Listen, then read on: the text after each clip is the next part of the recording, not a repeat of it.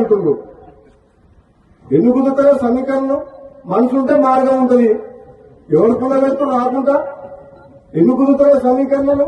నీకు నన్ను పార్టీలో తీసుకున్నప్పుడు కదా మీ ఇద్దరు వరదలు ఉండాలి కదా, వాళ్ళకు తెలుసుగా.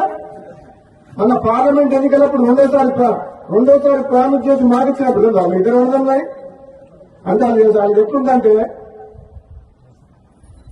ఒడ్డు దాటినాక ఓడమల్లయా, కొడుదానంగా బోడమల్లయా అన్నట్టుంది.